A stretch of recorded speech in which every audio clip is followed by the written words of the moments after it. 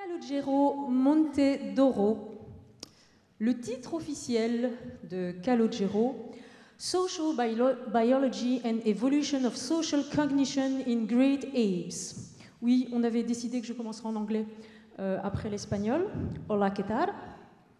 Le titre vulgarisé est De l'autre côté du miroir. Et si vous aviez été adopté par un chimpanzé? Je vous laisse y réfléchir et surtout écouter Calogero. C'est parti.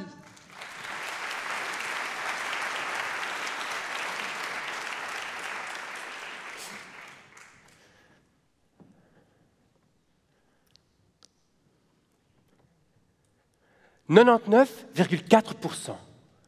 99,4%, c'est le pourcentage de gènes que nous partageons avec nos cousins chimpanzés et bonobos. C'est fou, non? Comme nous, ils font de la politique et ils embobinent le peuple. Ils construisent des outils et veillent leur mort. Ils se reconnaissent dans le miroir et ont conscience d'eux-mêmes. Et pourtant, nous nous classons dans un groupe différent. Il y a moi, Homo sapiens, et les autres. Bon, ok, je vous entends venir. Contrairement à eux, me direz-vous, on ne court plus tout nu dans la savane. C'est vrai. Mais comment en sommes-nous ici? C'est quoi cette différence entre nous et ces grands singes? Alors, pour expliquer cela, eh bien, d'un côté, j'entends la voix de mon professeur de génétique moléculaire qui me dit « Calogero, la clé, c'est l'expression des gènes. Souviens-toi, ce sont les mêmes instruments dans la fanfare de Wisconsin que dans l'orchestre philharmonique de Londres. Et pourtant, la mélodie est différente, car c'est l'utilisation qu'on en fait qui est importante. » D'un autre côté, j'entends la voix de mon grand-père sicilien. « Calogero, oui, non, souviens-toi.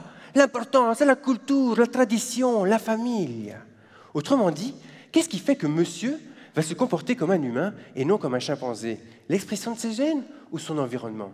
Eh bien, pour répondre à cette question, nous aurions pu confier monsieur, quand il était bébé, à des parents chimpanzés. Bon, on a fait l'inverse. Washu est une chimpanzé qui a été élevée depuis sa naissance par des parents humains. Vous vous souvenez de notre tendance à classer les humains dans un groupe différent? Eh bien, Washu, elle fait pareil. Lorsqu'elle doit classer des photos, elle met dans une même pile chat, tortue, poisson rouge et ses parents chimpanzés. Et de l'autre côté, elle met les humains, dont ses parents adoptifs, et sa propre photo.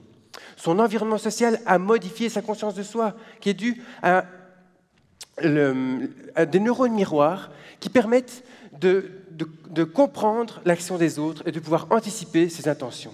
Eh bien, moi, ces aptitudes sociales, je pars les étudier en Afrique, en forêt, en milieu tropical.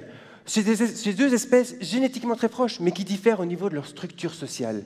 Les chimpanzés et les bonobos, qui seront soit élevés dans leur milieu naturel respectif, et donc où il y a à la fois l'environnement et la génétique, ou en milieu humain, tous les deux de la même manière, où seule la génétique persiste. Alors moi, en milieu naturel, j'ai observé une plus grande socialité des mâles par rapport aux femelles chez les chimpanzés et non chez les bonobos.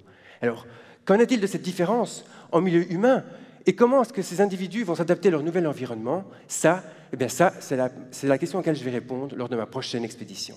Alors, concrètement, ma thèse, elle va permettre de mettre en lumière la biologie des mécanismes socio-adaptatifs qui gouvernent l'évolution. Et en même temps, elle va me permettre de mieux comprendre l'application de la transmission sociale dans l'évolution humaine. Je vous remercie.